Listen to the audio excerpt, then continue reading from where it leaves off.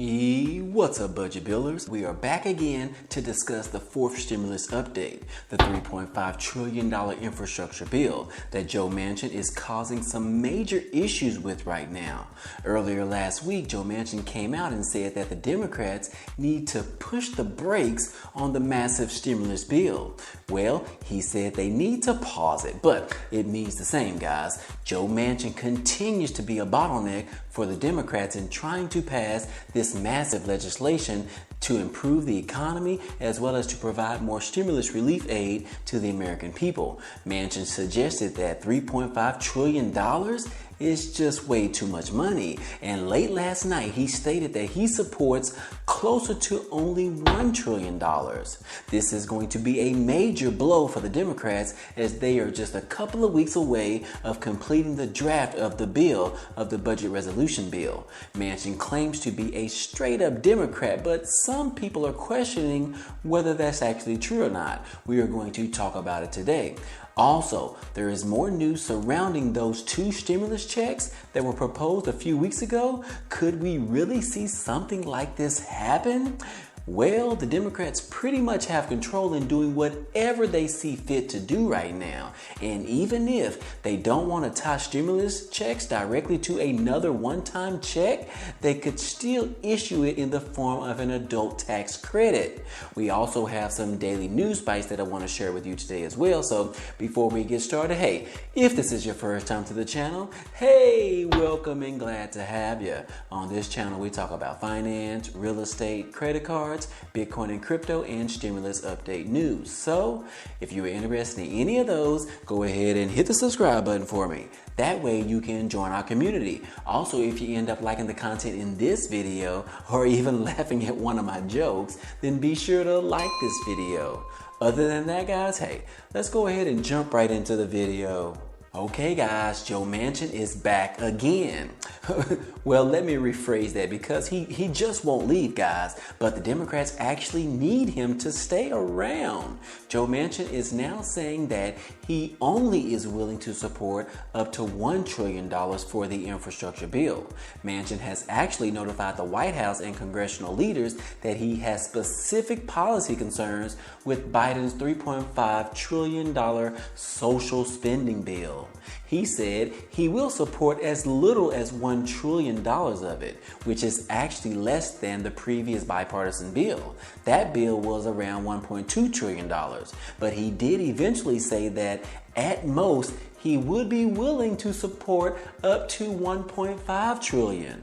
Manchin has been voicing his concerns for a while now regarding the price tag of this bill and the things that are loosely covered within it. He is not too fond of the $400 billion for home caregivers that's being proposed in the bill. He is uneasy about the dynamic scoring methodology that's used to offset some of the cost of the spending itself. Manchin does support some of the proposals like extending the enhanced child tax credit. Right now, it provides up to $300 per child per month. Right now, they are trying to extend it to the year of 2025 or even indefinitely. And surprisingly, Manchin supports the free community college and the universal preschool, which would in turn save the average family about $13,000 if that proposal is actually implemented. And then Manchin has concerns around the inflation in the future and how much the government is spending right now to respond to the cases and how much will be needed to spend if the continues to rampage. But on the flip side, Manchin does support a few proposals in this bill, but obviously he has several that he is not willing to sign up for. Now, I know I made a joke earlier that I wish Joe Manchin would just leave and go away, but frankly, he can't. The Democrats need him and his vote in order to carry out legislation this year and some of next year. Manchin makes up the 50th vote in the Senate and is needed to pass this bill and any future bills for that matter. So Manchin plays a significant role for the Democrats right now, and he knows it. He knows it, guys, which is why he is playing his deck of cards to get exactly what he wants in return. So we really don't know what that is, but y'all know these lawmakers, their motto is, "What's in it for me?" So they have to figure out how to please Manchin in order to get his support for this massive $3.5 trillion bill. And if they are unable to, then the Democrats might have an even bigger problem. Pramila Jayapal warned the Democrats about 2 weeks ago that if they are unable to pass the $3.5 trillion bill, then the Democrats could lose the House, meaning that Republicans could very likely take over the House of Representatives in the election in 2022. So it's crucial that the Dems are able to please Joe Manchin right now and get him on board with supporting this bill. Whatever that will take, they need his vote. And right now, that's what the legislation is looking like. Manchin is only willing to support up to $1.5 trillion on this bill, which is less than half of the current price tag. Now, when Joe Manchin said last week that they should pause on the infrastructure bill, Bernie Sanders has some choice words for Manchin. Bernie Sanders responded in a tweet and said, "Rebuilding our crumbling physical infrastructure, roads, bridges, water systems is important. Rebuilding our crumbling human infrastructure, healthcare, education, climate change is more important. No infrastructure bill without the $3.5 trillion reconciliation bill." So Bernie Sanders is letting Joe Manchin know that if you're not willing to vote for the reconciliation bill, then Bernie has the power to make sure that the bipartisan bill doesn't pass as well. Bernie put the smackdown on Manchin, y'all. I'm telling you. Anyways, the Democrats are still working on the draft of this bill and hope to have it completed by next week on September the 15th. Now, within this draft, some are suggesting that it could include as much as 2 stimulus checks. Both would be around $1,400 each for a total of $2,800. Now, I reported on this issue last week, but this has gotten way more traction in the last 7 days and has gotten more people talking about it. This article right here on the screen says that Congress has paved the way for them, which is actually true, guys, because Congress has laid out this huge price tag of $3.5 trillion, which means they have enough money to include 2 $1,400 stimulus checks, or it could very well be monthly stimulus checks. We've actually seen this in the third stimulus package.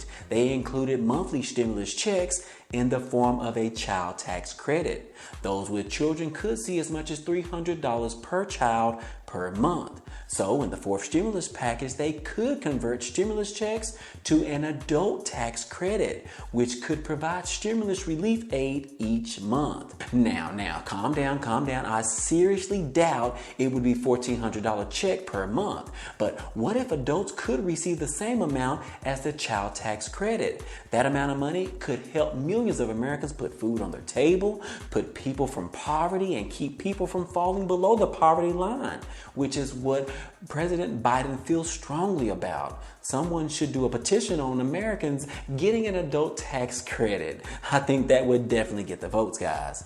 But anyways, hey, we have a major bottleneck in the fourth stimulus package right now. Will this situation get any better as we finally see the first draft of this bill coming out on September the 15th?